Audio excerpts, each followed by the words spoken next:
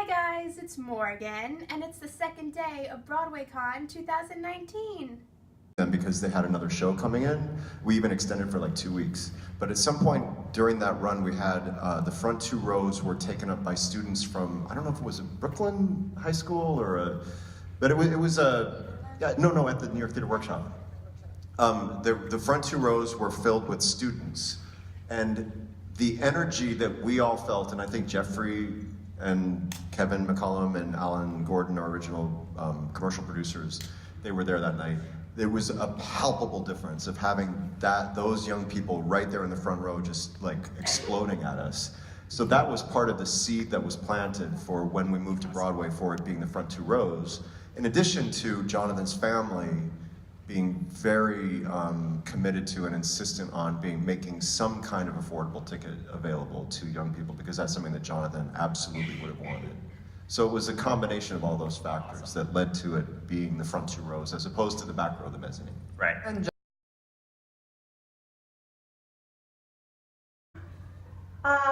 It was,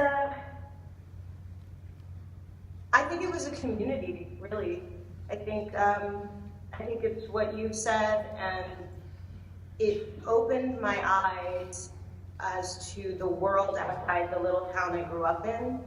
It made cool this thing that I was already in love with, and it connected me with a group of people who love the things that I love and were there to support each other.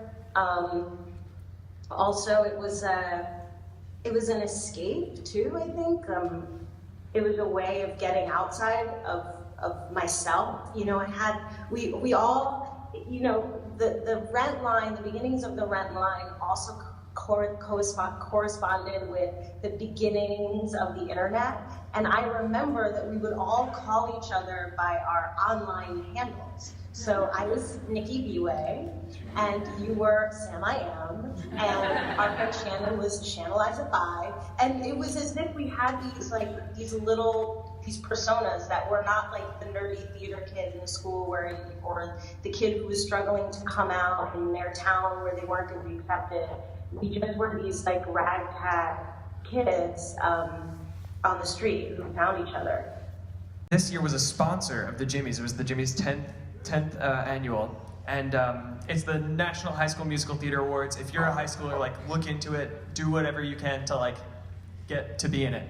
And so Dear Evan Hansen was a sponsor, and Stacy Mindich, the producer, and a lot of the people were there, and they emailed me after the Jimmy Awards to come and audition for Evan. I actually auditioned for the Evan Jared Connor understudy, what Michael does just now with the alternate component.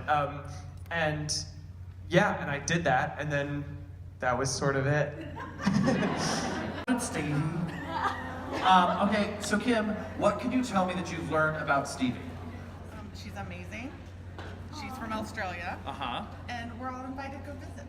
We're all of us? Is this like all included kind of deal? Fantastic.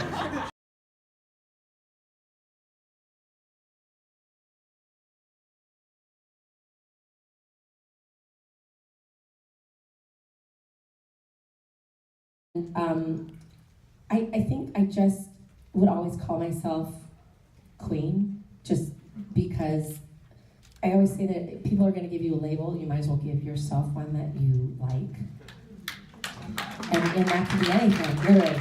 But and I keep having to explain this because I'm so sorry if you've all heard this before, but me calling myself queen has nothing to do with me thinking I'm awesome, or I do think I'm awesome, but has nothing to do, you know, like, oh, she thinks she's better than everybody else. It's not. It is the reminder that I control me, I rule my little kingdom. Nobody can tell me who I'm supposed to be. Nobody can tell me how I'm supposed to act, what I'm supposed to say, because they don't rule, I do. And that is my own reminder, and I'm so glad that it just kind of stuck.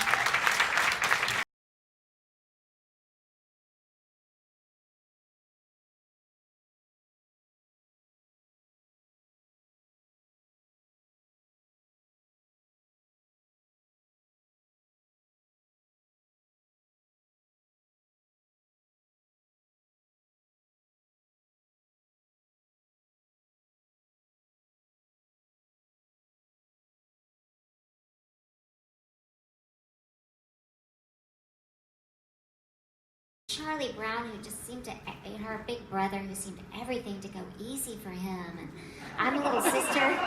Yeah, I just thought, Charlie always gets his way. I mean, I looked at it kind of how Ilana looked at Lucy. I was a little sister myself, and that's your big brother, you know, and, you know, Linus, you know, he had his blanket, and I kind of wanted that too, and him. So, and then there's a girl and her dog, so I felt like my new philosophy really captured the whole character all in one song. The frustration, the happiness, the you know, I like it, I can't stand it, just all of it, you know? And it's a little bipolar, like I think she probably grew up to be a lawyer. Yeah, I like that. But yeah, it was a gift, and I'll always be grateful for, because it really helped me find who she was.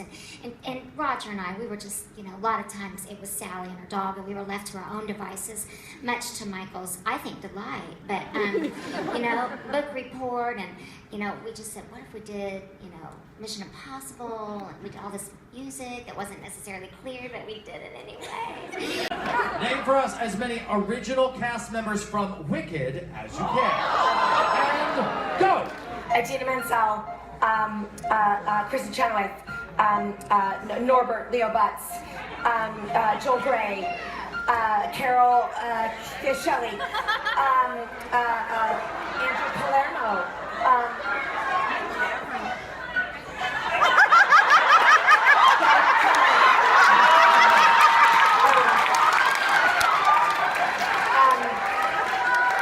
San Francisco or Broadway? Both.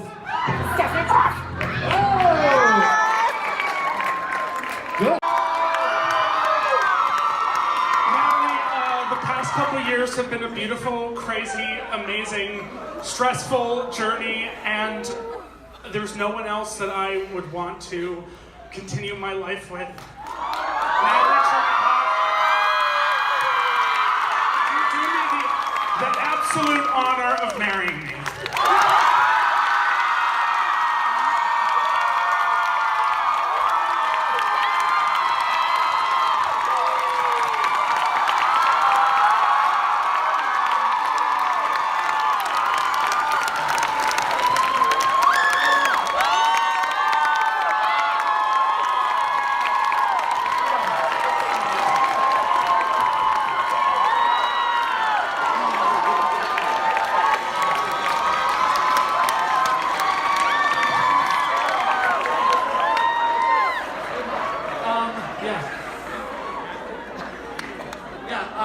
Just so you all know, Natalie is part of the BroadwayCon team, so it makes it even more special.